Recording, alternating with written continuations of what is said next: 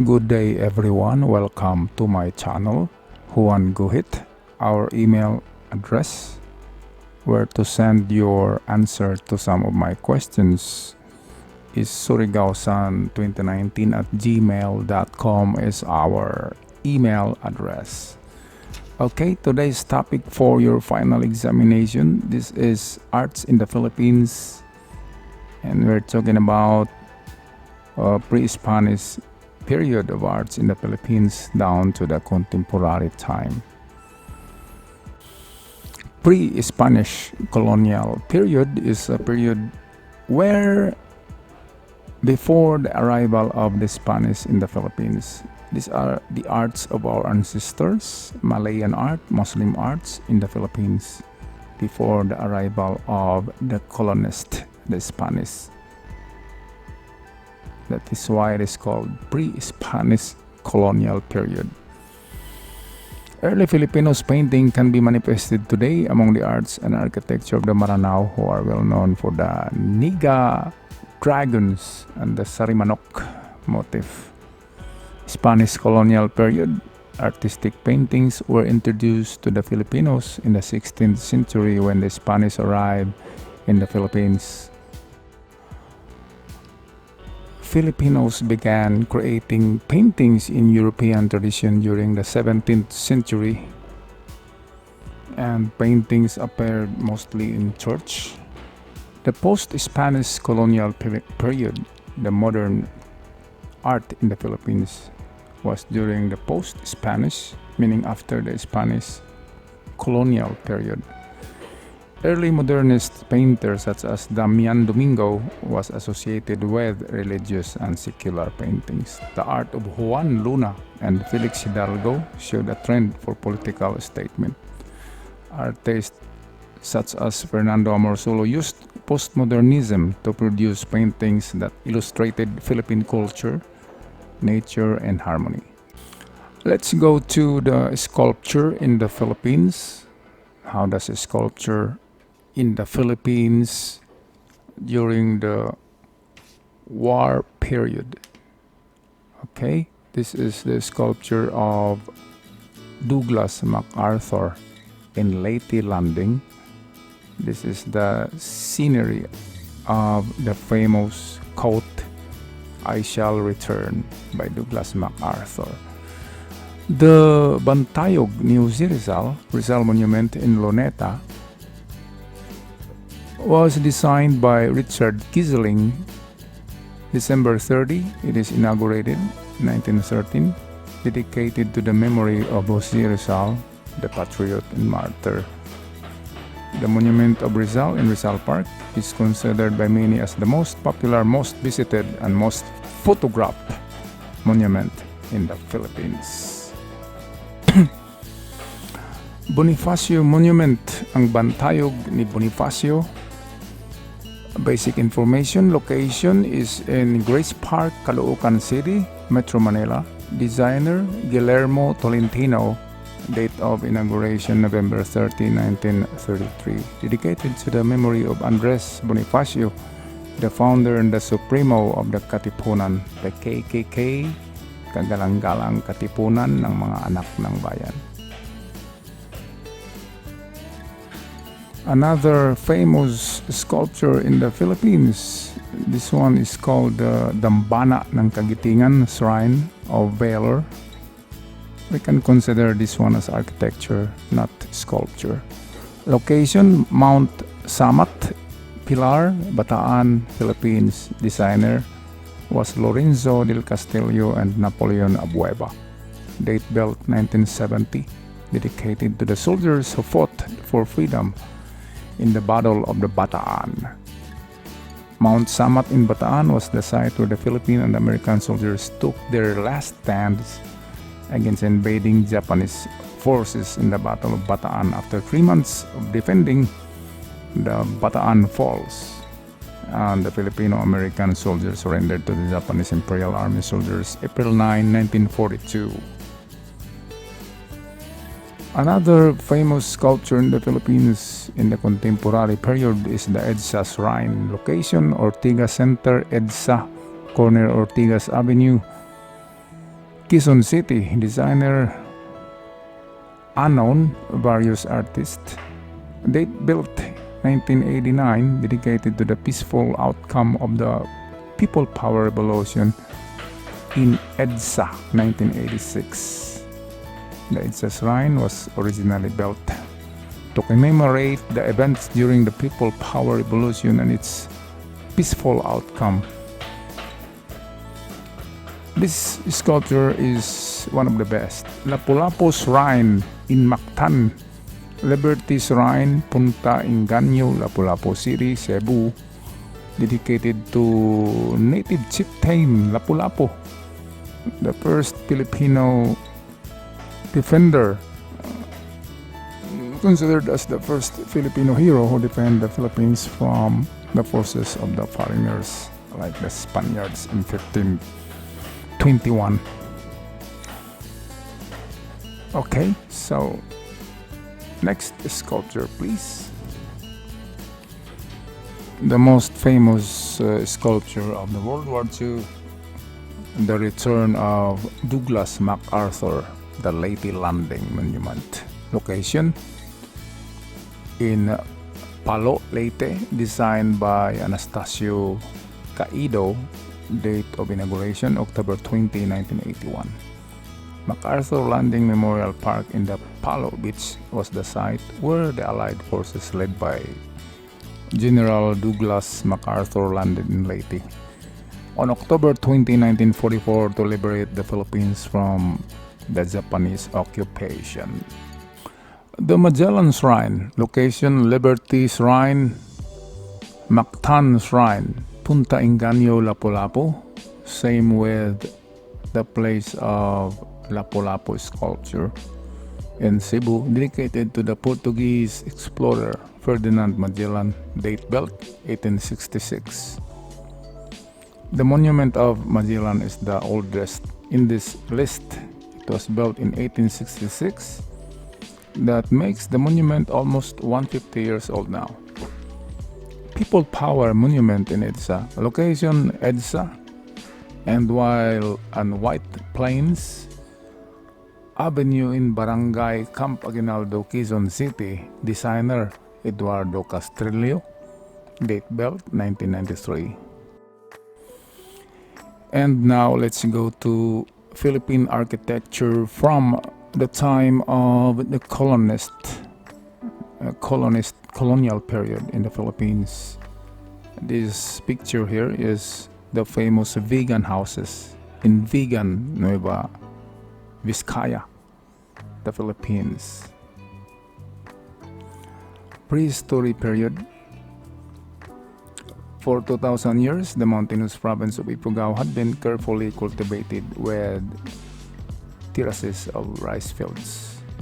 The structure's original builder used the stone and mud wall to carefully carve and construct terraces that could hold flood ponds fields for the cultivation of rice.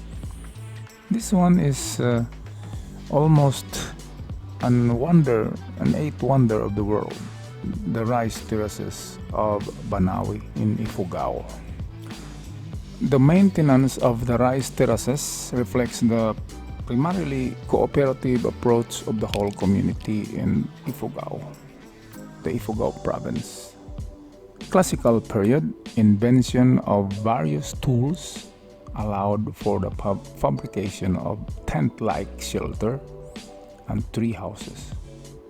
Early classical houses were characterized by rectangular structures elevated on stilts and covered by voluminous thatch roof. This is our classical architecture in the Philippines. The classical period of the Bahay Kubo is the Filipino word for nipa huts. In Bahasa, Bahay Kubo means square house.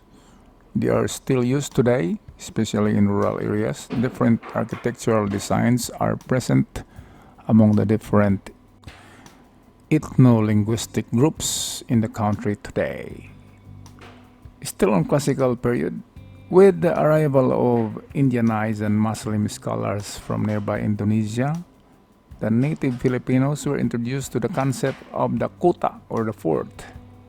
The Muslim Filipinos of the south built strong fortresses called kuta or muong to protect their communities. These kotas were usually made of stone and bamboo and other light materials and surrounded by trench network.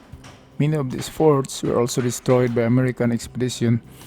As a result, very few kutas still stand on this day. These are the existing turugans built by the community and the slaves for the king in 1800s. The windows of turugans are slits and ritzy frame in wood panels with ochre designs located in front of the house. In a short description, this is a dato house in southern Mindanao. And the most popular feature of this is this one. It's called the panolong in front. On a Spanish colonial period, the arrival of the Spaniards in 1571 brought in the European colonial architecture to the Philippines. Since the Spaniards brought Christianity to the island, they created the need to establish religious structures such as this one, churches made of stones, made out from limestones and coral stones. Some of the best preserved colonial churches in the country are found in the Ilocos regions, as well as in the provinces of Laguna, Batangas, Cebu, and Bohol.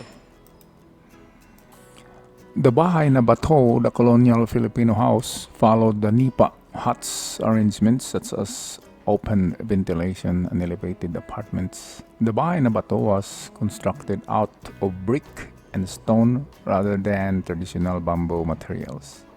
It is a mixture of native Filipino, Spanish, and Chinese influences, meaning there are three different styles merged together, and this one come out as the Bahay na Bato. During the 19th century, wealthy Filipinos built some of the finest houses, usually with solid stone foundation or brick.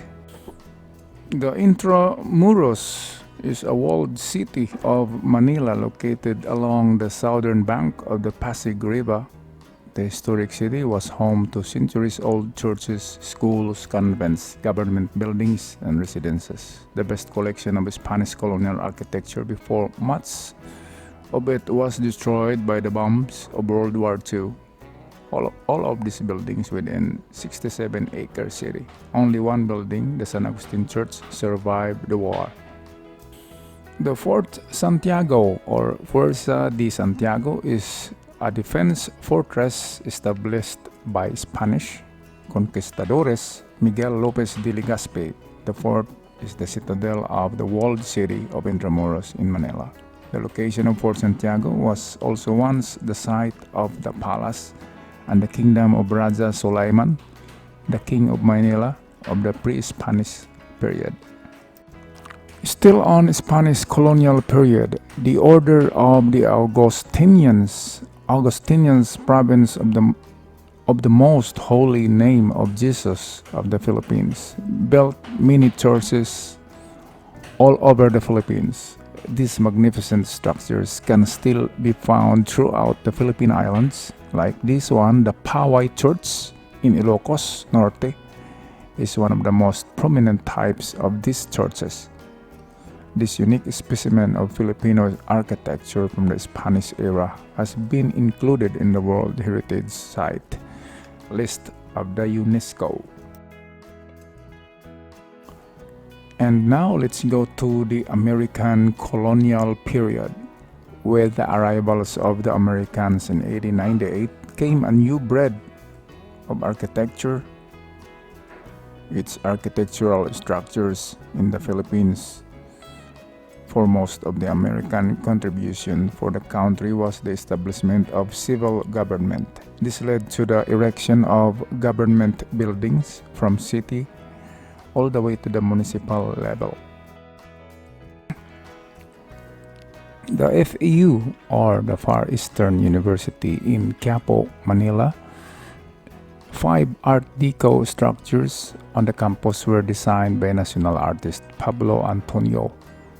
3 were built before the World War II and 2 after, although FEU buildings were totally damaged during the war and few buildings survived.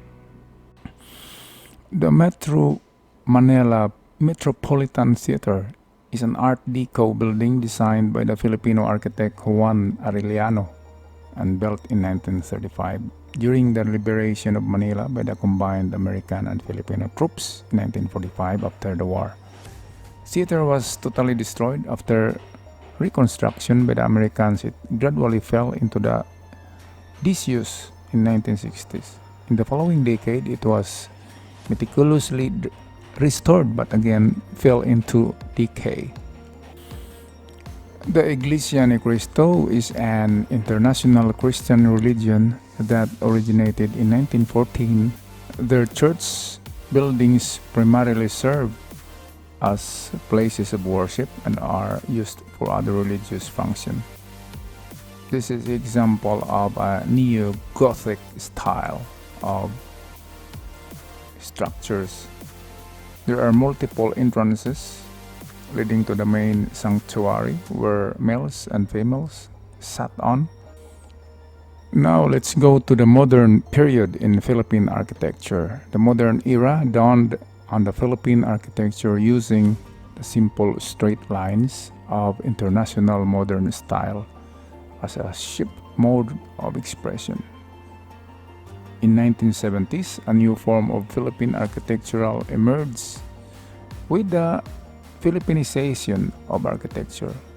By the 1980s, the country's architectural idioms was swept by the tide of post-modernism and heart-aching back of some sort of classical architecture. Today, architecture in the Philippines continues to be vibrant, and with the country opening up to the world, more first-rate architecture is pouring in. One of these, the Cultural Center of the Philippines, or the CCP complex, is home to National Theater Tanghalang Pambansa. The theater is the centerpiece of the 77 hectares or 190 acres arts and culture complex located along Rujas Boulevard in Manila. Designed by Leandro Locsin, the construction of the National Theater began in 1966 and was completed in 1969, meaning 3 years of construction before it was finished.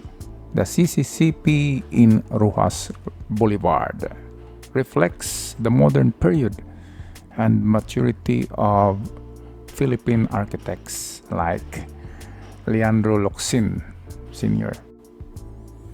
And check this one out. The Philippine Arena is a multi-purpose indoor arena being constructed at Ciudad de Victoria, 75-hectare tourism enterprise zone in Bocaue, Santa Maria, Bulacan, Philippines. With a capacity of 55,000 people, it is the world's largest indoor arena. How about this one? The Iloilo Convention Center, also known as the ICC or the ICON, is a state-of-the-art convention center in Iloilo Business Park in Mandurayao, Iloilo City, Philippines. Construction was completed in September 2015. Time for the epic 2015 hosting here in the Philippines. Well, thank you guys for being with me today on my channel, Juan Gohet. Don't forget to subscribe and make a comment for your attendance, and please answer the questions right after this video and send it to my email. Your answer will be sent to my email. Okay? surigaosan2019@gmail.com. See ya. God bless. Be safe. Stay home. And see you when I see you.